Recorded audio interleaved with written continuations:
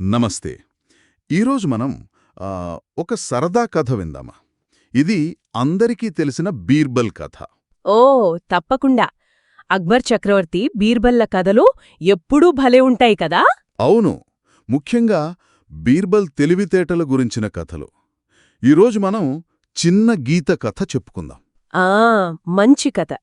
ఒకానొకప్పుడు గొప్ప మొఘల్ చక్రవర్తి అక్బర్ ఉండేవారు. ఆయన చాలా గొప్ప రాజు. ఆయన ఆస్థానంలో అంటే 9 మంది చాలా చాలా తెలివైన వాళ్ళుండేవారు. అవును, వారిని నవరత్నాలు అని పిలిచేవారు. అంటే 9 రత్నాలన్మాట. అంత విలువైనవాళ్లు మరి. ఆ నవరత్నాలలో ఒకరు మన బీర్బల్. అక్బర్కి బీర్బల్ అంటే చాలా ఇష్టం. ఎందుకంటే బీర్బల్ చాలా చమత్కారి. ఎంత కష్టమైన సమస్యనైనా చిటికిలో పరిష్కరించేసేవారు. అందుకే కదా అక్బర్ ఎప్పుడూ బీర్బల్ని పరీక్షిస్తూ ఉండేవారు. అలాగే ఒకరోజు సభ జరుగుతోంది. అందరూ పండితులు, మంత్రులు సభలో ఉన్నారు. అప్పుడు అక్బర్ చక్రవర్తికి ఏమో ఒక సరదా ఆలోచనొచ్చింది. ఆయన తన చేతిలో ఉన్న ఒక కర్రతో నేలమీద ఒక గీత గీశారు. ఒక మామూలు గీత గీసి సభలో ఉన్న పండితులందరి వైపు చూసి ఒక సవాలు విసిరారు. చూడండి పండితులారా, ఈ గీతను ఎవ్వరూ తాకకూడదు, చెరపకూడదు అన్నారు. సరే, తాకకూడదు, చెరపకూడదు, మరి ఏం చెయ్యాలి? అక్కడే ఉంది అసలు చిక్కు. కాని అన్నారక్బర్, ఈ గీతను చిన్నది చెయ్యాలి. ఎవరు చేస్తారో చూద్దాం అని అడిగారు. ఇంకేముంది, సభలోని పండితులందరూ ఆశ్చర్యపోయారు. ఒకరు ముఖం ఒకరు చూసుకున్నారు. గీతను ముట్టుకోకుండా, తుడిచేయకుండా దాన్ని ఎలా చిన్నది చేస్తారు? ఇది సాధ్యమేనా అని ఆలోచనలో పడ్డారు. కొందరు తలలు గోకుకున్నారు. మరికొందరు ఏమో గుసగుసలాడుకోవడం మొదలుపెట్టారు.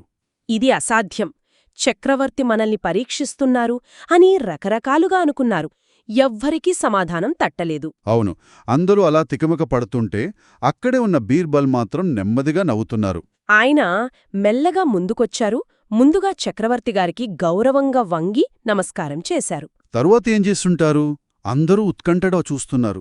బీర్బల్ తన చేతిలో ఉన్న ఇంకో కర్ర తీసుకుని అక్బర్ గీసిన గీత ఉంది కదా, అవును, ఆ గీత.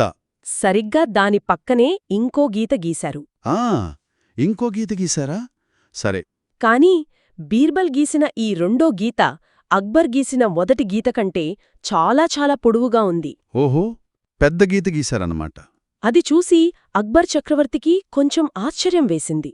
బీర్బల్ అన్నారు, నువ్వు నా గీతను తాకలేదు, చెరపలేదు, అది సరే, కాని దాని పక్కన పెద్ద గీత గీసావు కదా.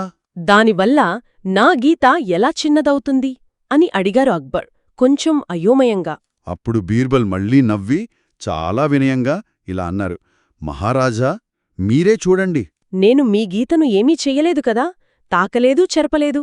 కాని ఇప్పుడు నేను గీసిన ఈ పొడవాటి గీతను చూడండి. దాని పక్కన మీ గీత ఎలా కనిపిస్తోంది? అప్పుడు అందరూ చూశారు. నిజమే, ఆ పెద్ద గీతతో పోలిస్తే అక్బర్ మొదట గీసిన గీత చిన్నదిగా కనిపిస్తోంది. భలే ఉపాయం కదా.